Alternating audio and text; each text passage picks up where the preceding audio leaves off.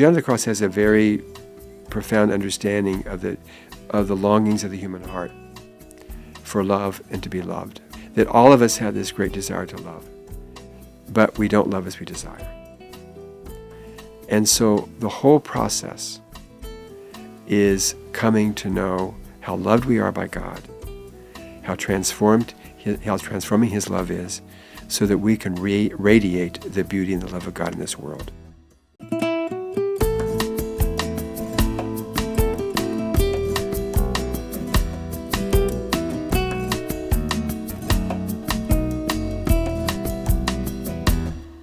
Welcome to another episode of CarmelCast. CarmelCast is a production of the Institute of Carmelite Studies Publications. To get more info, you can find us on the web at icspublications.org.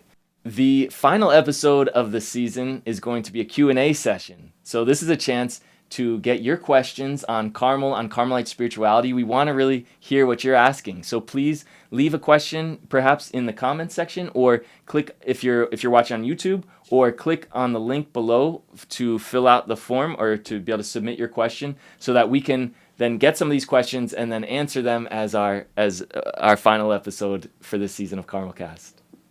And so today we are very blessed to have with us Father Daniel Chowning, a member of the Discalced Carmelite Friars of the Immaculate Heart of Mary Province, Washington Province, our current provincial, and overall, expert in spirituality, and especially on the theme of contemplation and healing through the lens of St. John of the Cross.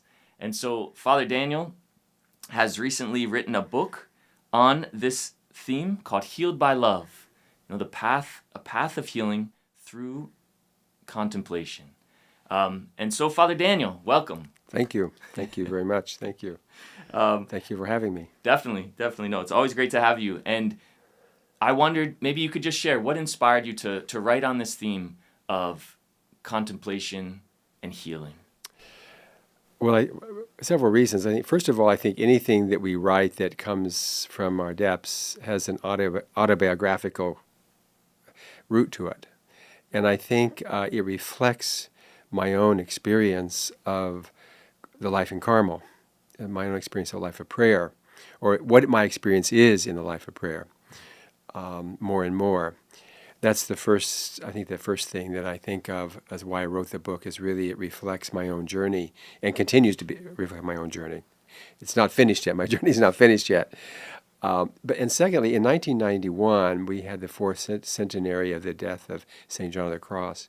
And I was asked, as a member of ICS Publications, to give a lecture on St. John of the Cross. And I chose the theme of healing, John of the Cross and healing. And I began to think about that theme. At first, it was just a conference, a lecture for ICS for the fourth centenary of the death of St. John of the Cross. And I began to develop it. And so that's the second reason. And the third reason is because there is such an interest today in healing. There's a great search for healing that's very much related to the search for spirituality.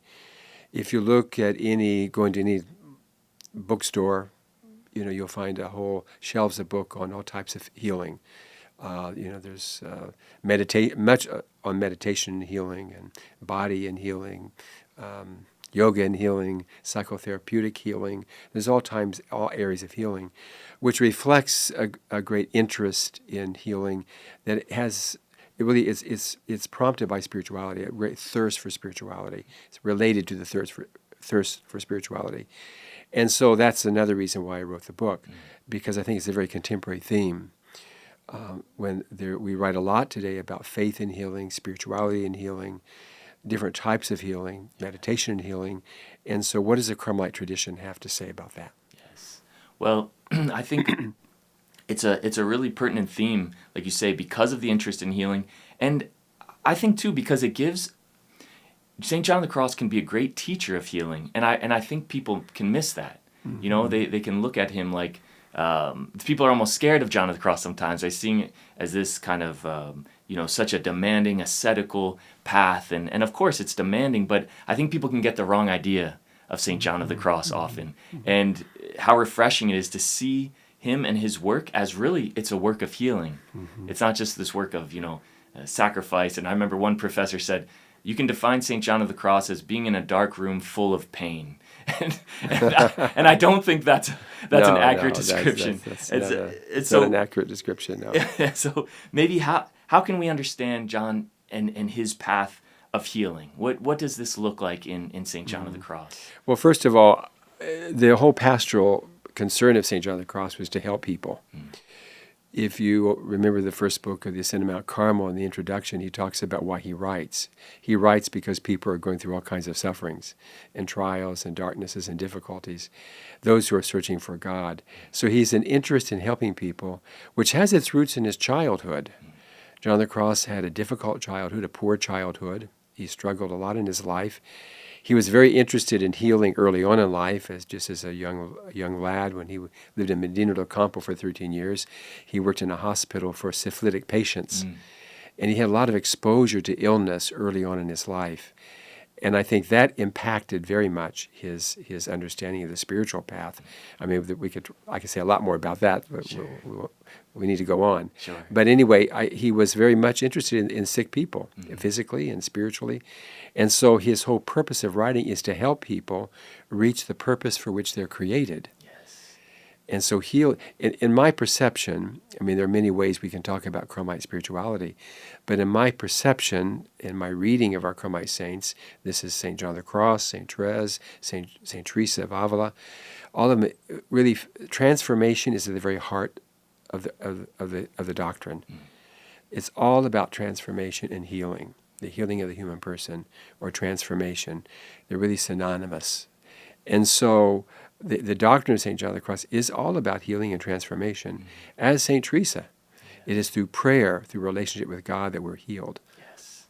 And how would you how would John maybe understand this healing? Is it a physical healing, a spiritual healing, an emotional healing? Like where would you look at, through that lens? What is John specifically addressing? Well, John of the Cross doesn't talk about physical healing, although when he does talk about healing, there will be implications, for the body. But his understanding of healing is one of psychological wholeness, psychological and spiritual wholeness, that we were created out of love and for love. We have to understand how he understands the human person and the purpose for which we were created to understand healing for John of the Cross. That we were created out of love and for love, created for an intimate relationship with God, others in the world, created for union with God through love, as he calls it, union with God through love, or union with Christ. This is the purpose of our creation, that God created us out of love and for love, for this intimate relationship with himself that will have an impact, will radiate into the world around us. So the whole purpose, the healing is much related to how he understands the purpose of creation. And so the path of healing is one of growing ever more into the whole purpose for which God created us. Even though we were created out of love and for love, we know that's the purpose of our life, according to St. John of the Cross, because we are born from God, God's love. And we know we don't love as we want to love, okay? We don't love perfectly. We don't love as God loves. I mean, John of the Cross has a very powerful statement where he says that we have this deep desire within us to love with the very love of God, which is a very powerful assertion, And so, but we don't love as God loves, This is a journey, the path of life. It will probably only come to fulfillment in eternal life, in heaven. So the path for St. John of the Cross is one of growing ever more into loving in the way that God loves. See? And that means that we must go through a purification process. Why? Because we've been wounded by original sin and our own personal sin. And so we don't love as we're called to love. And so for St. John of the Cross, the path is, because we're wounded by original sin somewhere way back in history, we need to be healed. And it's through a relationship with God that we come to healing. So we need a radical, a profound healing at the depths of our being in order to reach the fullness for which we were created. And from my understanding of St. John of the Cross and from hearing your own teaching on this subject, it seems like contemplation is really the locus of where this healing occurs, of where this transformation occurs. And so maybe could you share about how contemplation is a path of healing, and maybe just say, what is contemplation? And then how does it become a path of healing? Well, contemplation is God's self-communication to us in love. It's God communicates himself to us in the depths of our being. He communicates to us in love because he is love. So contemplation is God's self-communication in love. And when God communicates himself to us in love, we then become more and more healed. We have to open up to that self-communication in love more and more. John of the Cross has a metaphor which he's known for, called the dark night. Okay? And the dark night is, we could call it a universal phenomenon of transformation and healing of the human person at the depths of her being. The dark night is a process. It's really God's mercy acting in our life to bring us to healing in our life through prayer and through the way God communicates to us, not only in prayer, but in life circumstances and many things that happen to us in life. We call it dark because it's mysterious. We don't understand it. We call it dark because God is a mystery, you see. We call it dark because we have to walk in the journey by faith, which we don't see. We call it dark because of God's way of acting in our life is disconcerts us, so to speak, you know. But the dark night is a path of healing and purification. Although I think we have to be very clear that it's, you know, God isn't dark. God is not. But we say God is. We use dark with God simply because of the mystery of God. Okay, there's darkness in us. Okay. So the dark night really is a very positive experience. It's a positive experience in the sense that it reveals to us the deeper regions of our heart and our mind, our soul, that need to be healed. Yes.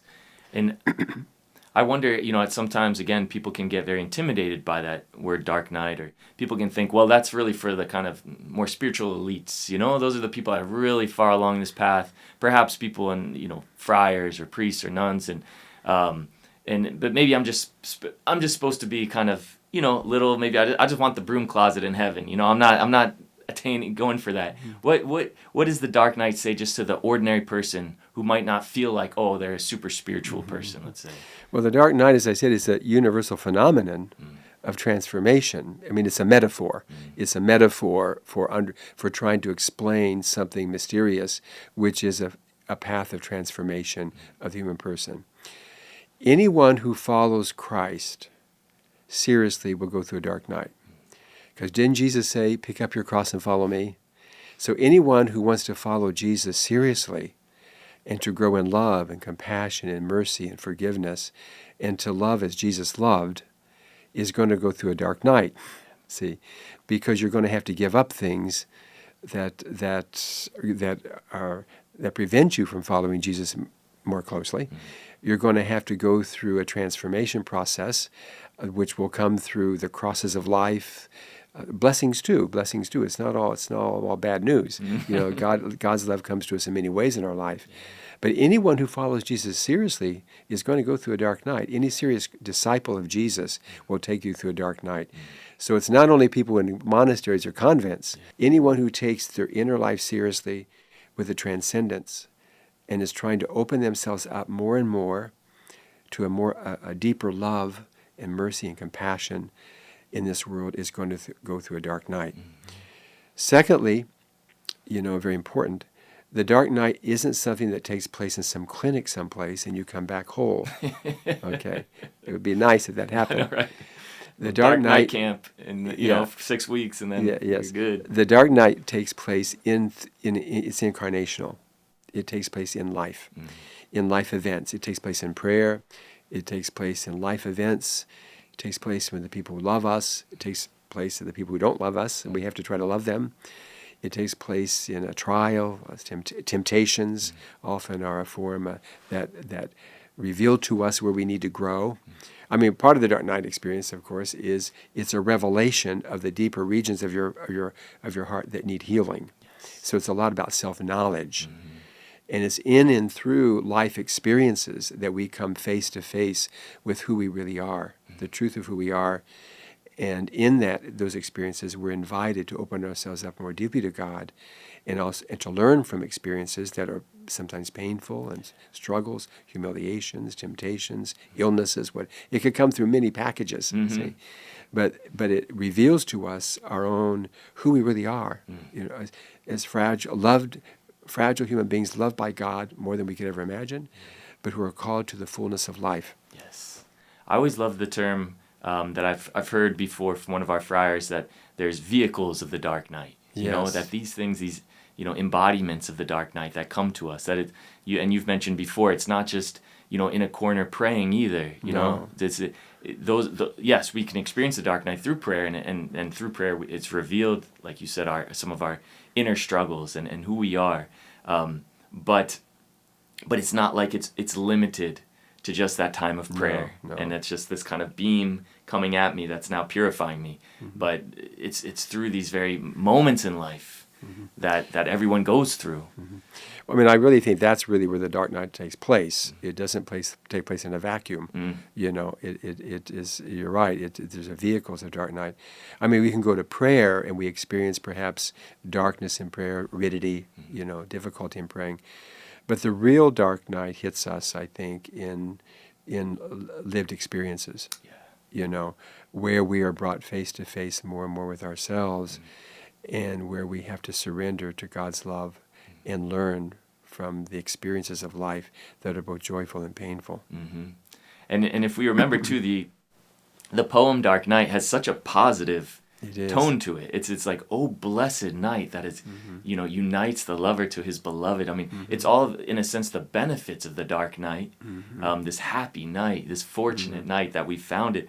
And so it kind of gives the flip side to, I remember in one spot, St. John the Cross says, if we knew how medicinal, how good and healing the dark night was, if we truly understood it, that's all we would pray for, in a sense, is that we could just enter into it and then let it, have its way. Well, it's a grace. It's a how John the Cross describes it. It's a grace.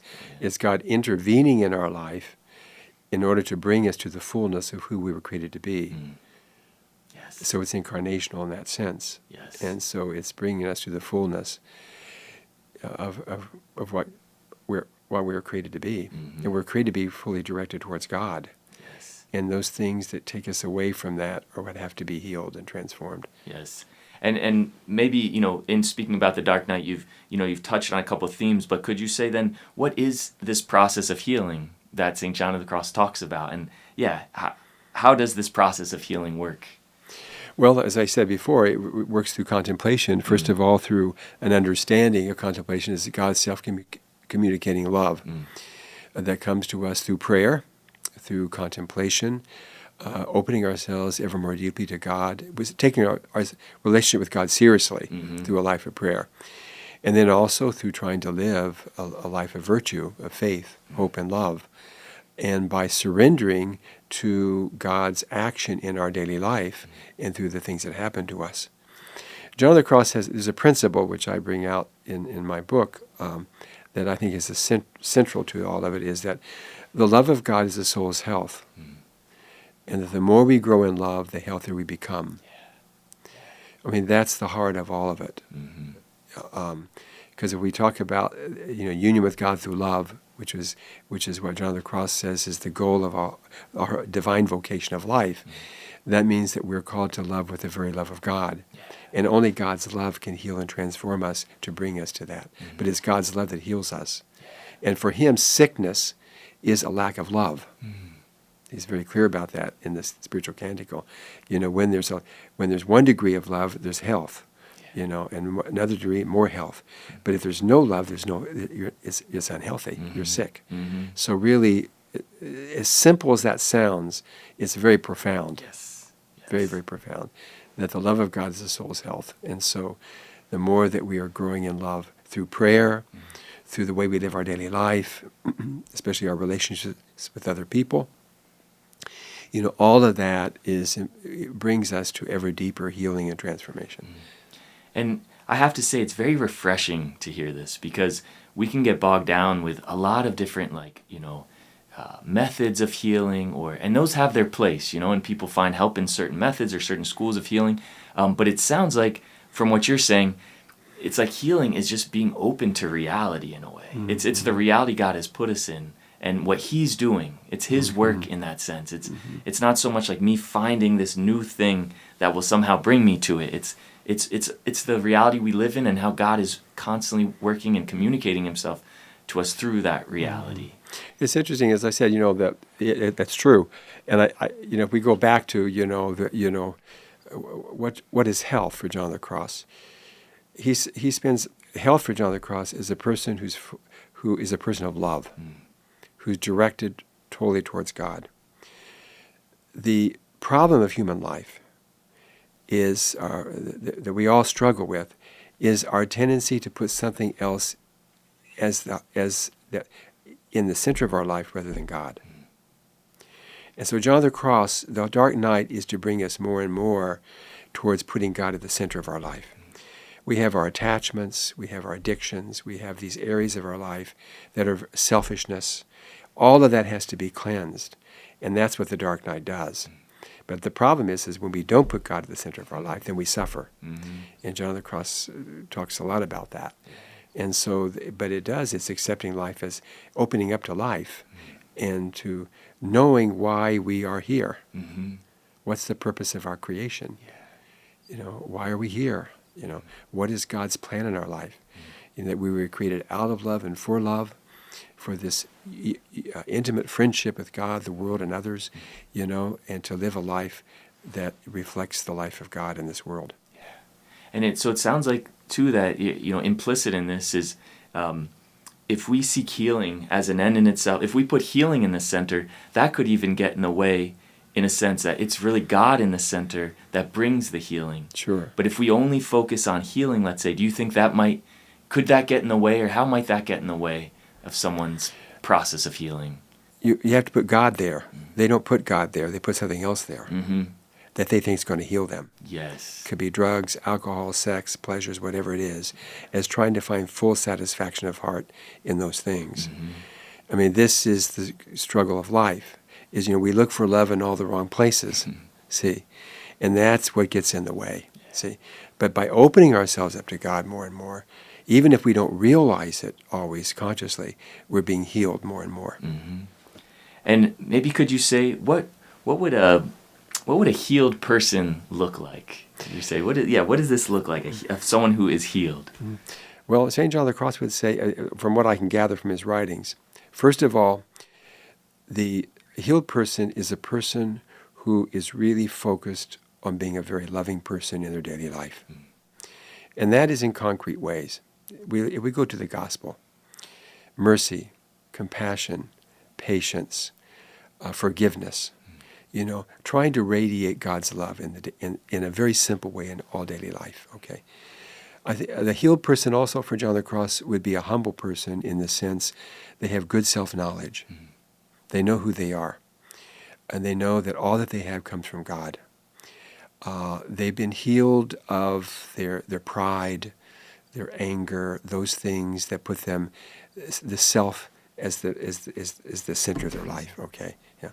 I would say the healed person for St. John of the Cross is a free person. Mm-hmm. He often talks about being freed from collective expectations in a way that keeps you from professing the gospel freely, worrying about what other people think of you, see, all the time, rather than doing what's right and really proclaiming the gospel of Jesus Christ without fear of being criticized and things of this nature. There's a whole lot of freedom in John of the Cross, being free to be who you were. I mean, St. John of the Cross was a very, very free person. He had a lot of persecution also in his life, but he was a free man. Even in the midst of suffering, he was a free man. And I think, too, the healed person is a person who would be able to accept in confidence the difficulties that come in life, trusting in God. Mm-hmm. A person who is free to embrace life as it is under God's conditions, having great faith and trust in God. Definitely, ultimately, as I said, it's really being a very loving person, being more and more free from the selfishness and the things within us, our attachments, our selfishness, all those things that prevent us from the life of God flowing through us. And I wonder if, someone who's listening to this perhaps might think, well, I still have, these memories, let's say, of ways I've been hurt or things that I've been wounded in some ways that come back, or sometimes, angry thoughts, or I've forgiven this person, but then the thoughts come back.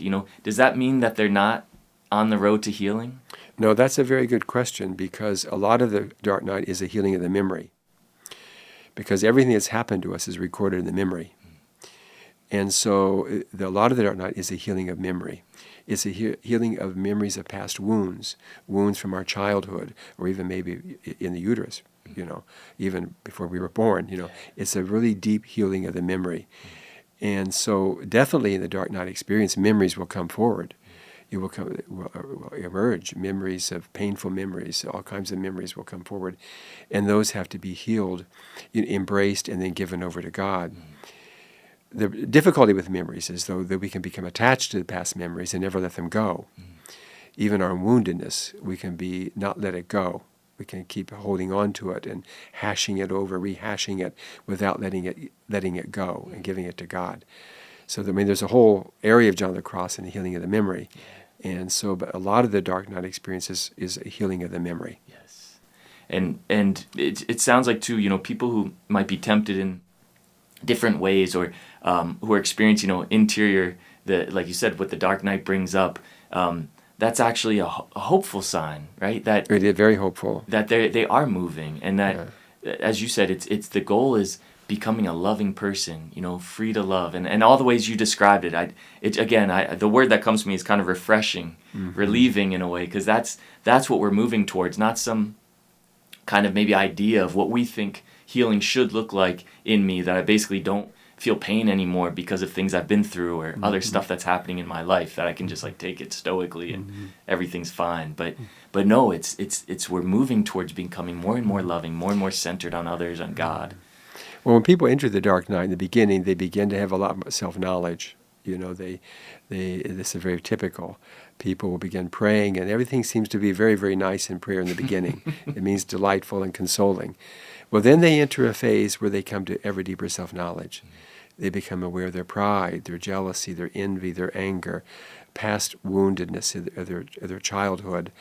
All this material that comes up from the unconscious, begins to surface. And people then can say, what's wrong with my relationship? What's wrong? Where did I go wrong? This is not what I was hoping to pray for. When I went to prayer, this is not what I was hoping I would experience. But that's a good sign, because that shows the inflow of God enlightening us and giving us light to what needs to be healed and transformed. Yes. That's very much the essence of the dark night. It's the light of the Holy Spirit shines within us and reveals to us our imperfections, our foibles, our past woundedness, all that material that we have a tendency to push away. And so the process is coming ever more aware of that inner world, embracing that inner world, and giving that over to God. And God heals it in His own time and way. Where we have to cooperate in the sense of trying to trust God, trying to be loving in our daily life, trying to be hopeful, trying to do what we can and give that over to God. Do what we can to change ourselves, but only God can change us. That's the bottom line. Only God can heal us. This is very clear in St. John of the Cross. We have a woundedness that only God can heal. Yes. And it's on the ontological level of the person. It's on the depths of our person. And that only comes through prayer and through opening up more and more to God, and through life, opening up to life. Relationships are often where the dark night comes in. I think probably relationships. Rubbing raw, you rub each other raw in a relationship. You come to know yourself in a relationship. It's not all sweetness and light when people first get married. After the honeymoon, things start to change probably. In any relationship, even community relationship. We rub against each other. We, with our own personalities and our flaws and all that, and that brings to light the areas of our life that need to be healed. And so that's all part of the transformation process. Yes. I remember always being struck by the precautions of St. John of the Cross, where it's kind of his treatise, very short, very beautiful, on community life and how it purifies us. And the great Father Kieran Kavanaugh would point out that he uses the same wording for, the dark night of the spirit in the depths of, that purification, how that affects us. He uses that same wording for how the people in community affect us, right? So clearly there's a relationship there. Yeah, there is. Community life is, the precautions is one of the ways the dark night manifests itself, through relationships in community. Yes. Whatever that community is, right? It could be right. religious community, it could be your family, it could be community at work, workplace. You're single, but you have your friends, or you have some relatives that you're with, right? It's just your next door neighbors. The person who sits next to you on the bus, exactly. who robs you the wrong way every time you sit next to them. It comes to us in many, many packages. Yes. The vessel of the dark night is varied. Mm-hmm. Very, very varied. Yes, definitely. Well, and as you mentioned in the beginning, there's a lot of literature today on spirituality and healing, faith and healing, meditation and healing. And even though you've touched on this, maybe if you could synthesize, like what contribution does John make to this search for healing in light of kind of these other movements and studies on this theme? Well, there's an awful lot of literature, of course, on meditation and healing. Well, mindfulness is one. Mindfulness is entered into many areas of psychotherapy and medical practice, and it has a great value. It is a value, but what John of the Cross, just being just psychologically aware, is not what will heal you. For John of the Cross, it's God that heals us. Yeah. Healing comes from God. That doesn't mean that people who practice mindfulness are not healed. That's not the implications, But when we look from a Christian perspective, it is the love of God that heals us, in that relationship with God that heals us. That's one thing, without in any way disparaging the other ways of healing. I mean, even in psychotherapy, you can be in therapy for years and you have all kinds of knowledge, but not be healed. Yes. See, I mean, that's an example. You can be in therapy for years and still not really be healed, still be bound, Yes. And so for John of the Cross, it's really, from the Christian perspective, according to St. John of the Cross, it's the love of God that heals us. It's the relationship with God that heals us. I mean, that's really fundamental. Yeah. That's really fundamental. Yeah. Mm-hmm. Well, and maybe if you have any advice on someone, let's say there's someone who has sought healing in many different ways, and maybe some of it's been helpful, but it's kind of, they've kind of hit a wall, let's say, or they just want to see how to go forward. And what would you say is just a simple way how to begin this process of healing according to, what we understand now with St. John of the Cross and contemplation? Well, I would say simply open yourself up to God's love within you. I think John of the Cross would say, if you can open yourself up to that depth of love within you, you'll be healed. Yes. You'll begin a journey of healing. Yes. Mm-hmm. Yes. John of the Cross has a very profound understanding of the longings of the human heart for love and to be loved. And that's foundational for him. We were created out of love and for love. That all of us have this great desire to love, but we don't love as we desire. And so the whole process is coming to know how loved we are by God, how transforming His love is, so that we can radiate the beauty and the love of God in this world. That, in a nutshell, is the process. Yeah, definitely. Where would you recommend people to look, let's say, if they want to go a little deeper in this theme in the writings of St. John of the Cross? Well, there are many texts in St. John of the Cross that will treat more of healing. Well, the whole book's really everything's about healing, but there's in one sense, but there's certain texts that maybe would be inspiring to read St. John of the Cross that specifically speak of healing. And I would say one thing, read his poetry. Read his poetry. This is a beautiful place to start. There's a wonderful text in the Spiritual Canticle stanza 11 is a wonderful text on healing. If you want to have some understanding of the dysfunction of the human person, how John of the Cross understands the illness of the soul. The health of the soul is love, as I said.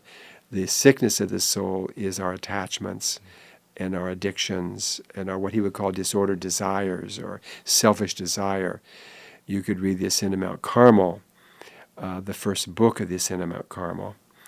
It sometimes needs an interpretation, but if you read it very carefully, you can pick up, how John of the Cross understands the illness of the soul, or the pathology of the soul.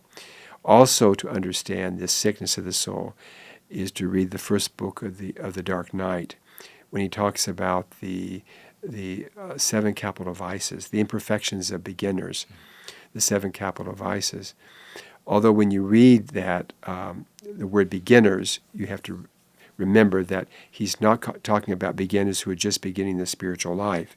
He's talking about people who've been living the spiritual life for a while, seriously, but all of a sudden they enter this period of great self-knowledge, deeper self-knowledge of their pride, their anger, their lust, their greed, all the 7 capital vices, which are obsessive thoughts that we can have focused on ourself and our own needs. That gives us an understanding of really what needs to be healed as well. There is a text in the Living Flame of Love, which starts, I think, around the paragraph 28 or something of the first book, the first stanza of the Living Flame of Love, where he talks about when God begins to heal us, the Holy Spirit begins to enlighten us to all of our imperfections and our woundedness and our sinfulness in order to heal us. It's a beautiful text in the Living Flame of Love, the first stanza. Those are some texts. Also, if you read the precautions, as you mentioned, you have some idea, especially in some of the precautions of healing. And so those are some texts I would recommend that people can look at and try to read those texts and see what they can grasp from John's healing. And could you share just where to find this book that you have written on this theme? Where could people have access to this? Well, the book has been published by Liturgical Press, and you can order it from Liturgical Press, or you could also order it on Amazon.com. But Liturgical Press is publishing it. Yes. Thank you, Father Daniel. You're welcome. This has been a wonderful episode, and these insights are just so needed in our day. So I hope, I pray that everything goes well with the book and that you keep continuing to preach this message. Thank you. Thank you very much. Thank you.